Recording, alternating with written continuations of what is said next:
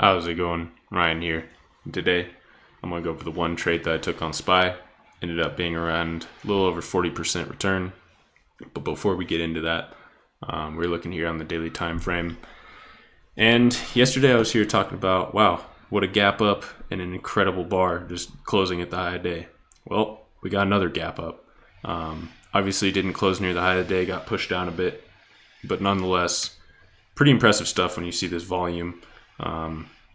And you see this consequent. I mean, we had a gap up here, we had a gap up here, we had 3 consecutive days with gap ups.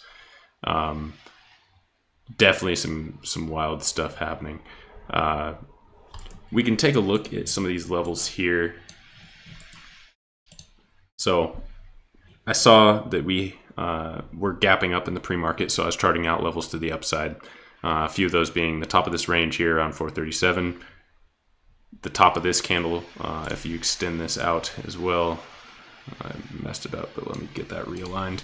The top of this candle, around 435.2-ish, you can see that comes over support here, support here, support here. So that general kind of 435 area. We have the low of this little swing low here, right around 433.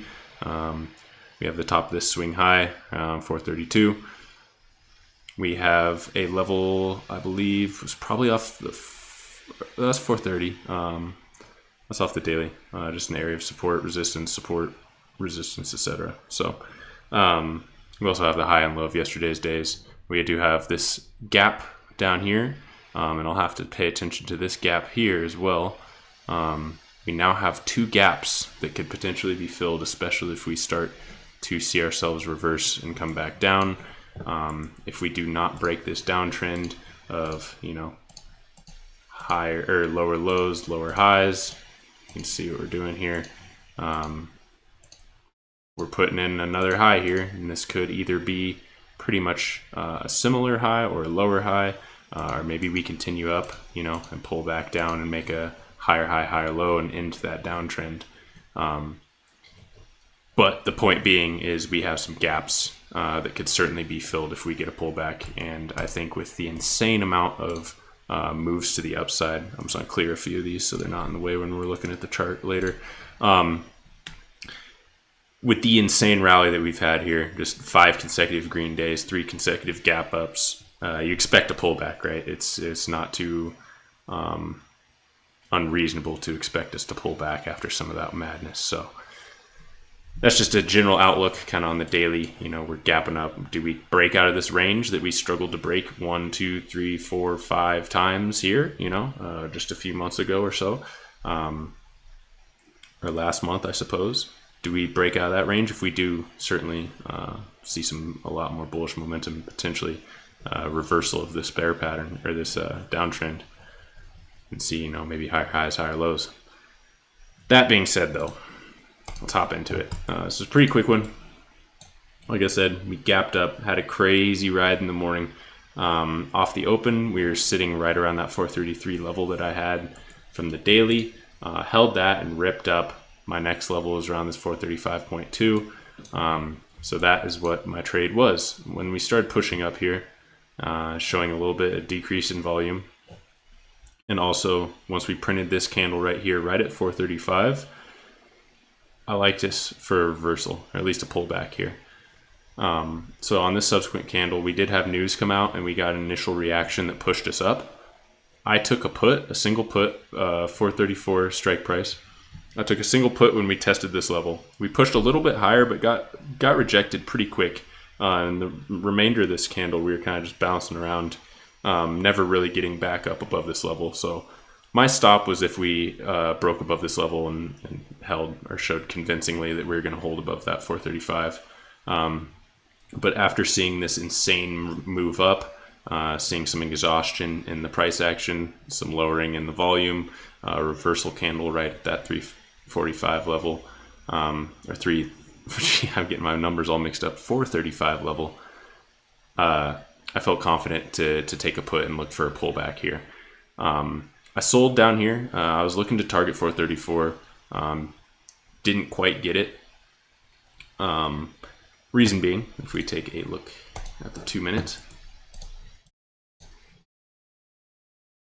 So we can also take a look at some of this volume kind of dying out here.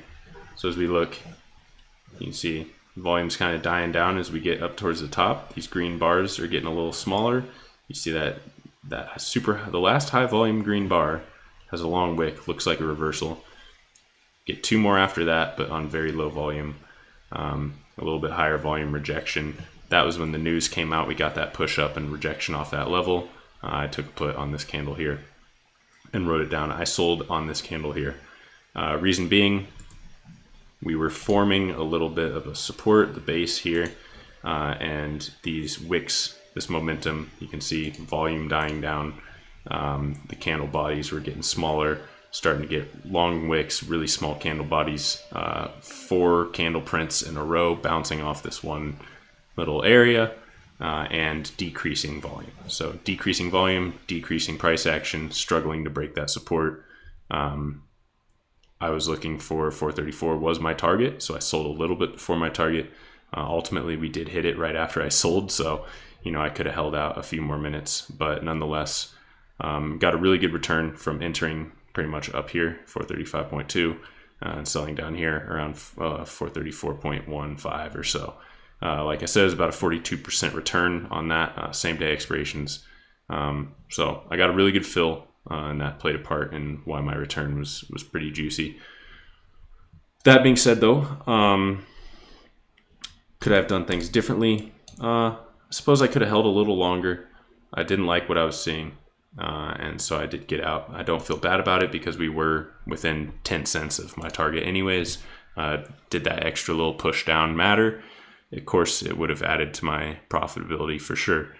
But in all things considered, over a 40% return in a matter of 10 minutes or so, I'm never going to complain about that. So good trade. Risk to reward was there. I felt like I had a pretty good risk to reward when I entered, especially with my stop being a break above this level when I entered at that level.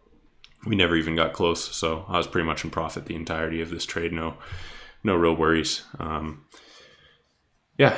So that ends the week on a good note.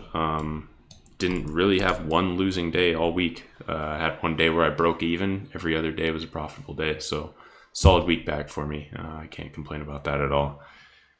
That's all for you. If you made it this far, I do appreciate you watching. Thank you very much. I stream live on this channel Monday through Friday. If you want to stop by, say what's up, please do. Always happy to receive some comments and some people hopping in live chat and saying what they're trading or giving their ideas. It's always fun to kind of bounce off people. That's all I have for you. I hope you have a great rest of your day and a great weekend. Thank you very much. Goodbye.